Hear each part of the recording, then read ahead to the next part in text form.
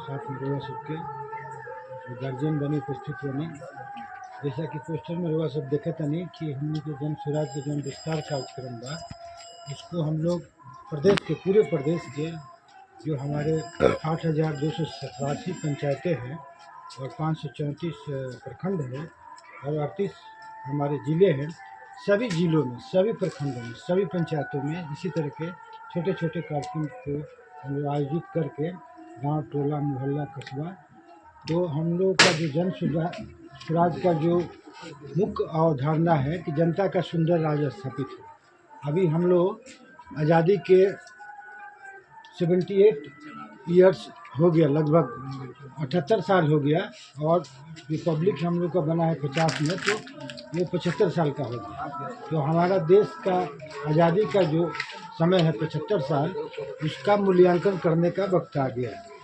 क्योंकि किसी भी विषय को अगर हम गंभीरता से अध्ययन करते हैं तो 75 साल का अगर मूल्यांकन करेंगे तो कई विचारधारा की सरकारें केंद्र में भी बनी है, प्रदेश में भी बनी है।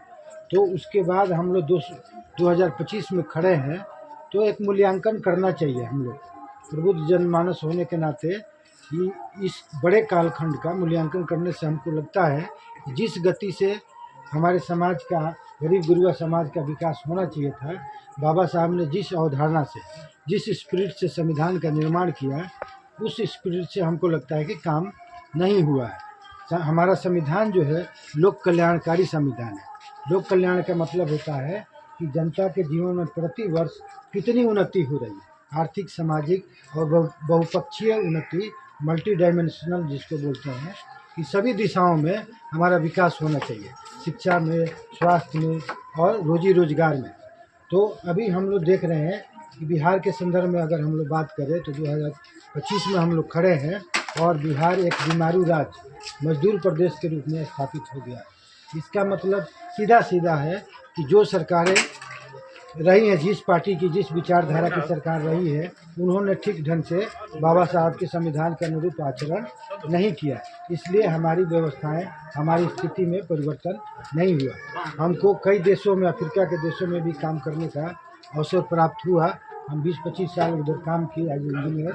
तो हमने देखा कि सारे देश, दुनिया जिस गति से तरक्की कर रही है, उस गति से हमारा देश भी तरक्की नहीं कर रहा। बिहार तो हम लोग फिसंडी राज्य के रूप में स्थापित हो गए हैं।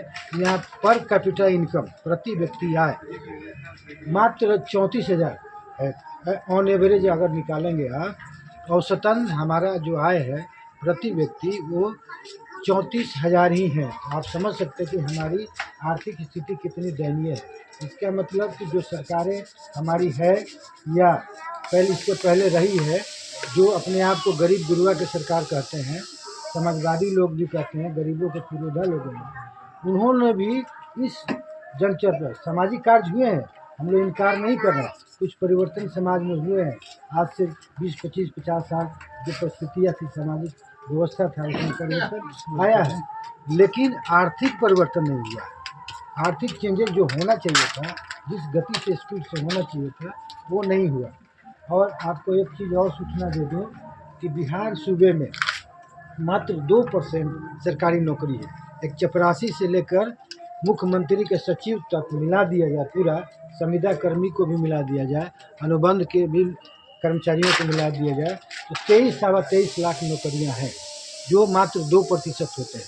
तो 98% बच्चे हमारे क्या करेंगे? वो 300 की दिहाड़ी कमाने के लिए 3,000 किलोमीटर की यात्रा मुंबई, गुजरात, बेंगलोर, देश के अन्य प्रदेशों में वो विवश हैं। 300 के दिहाड़ी 10,000 से 15,000 की नौकरी करने के लिए 3 से 2,000 किलोमीटर की यात्राएं कर रहे हैं। और किस विषम परिस्थिति में और किस विकट परिस्थिति में वो जीवन यापन करते हैं, वहाँ जाकर कितनी यातनाएं सहते हैं, उनको कितना अपमानित किया जाता है। आपको समाचार माध्यमों से आपको सुनने को मिलता हो कि महाराष्ट्र में कितनी गालियाँ सुनते हैं, उसके बाद उनको 300 से 400 रुपये प्रतिदिन मिलता है। तो ये परिस्थिति बन गई। आज़ादी के कितना साल है? 75 साल सरकारें बनी हैं, कई सरकारें बनी हैं, उसके बाद भी बिहार सरकार की इतनी क्षमता नहीं है कि वो अपने लोगों को 300 का भी रोजगार दे पाए।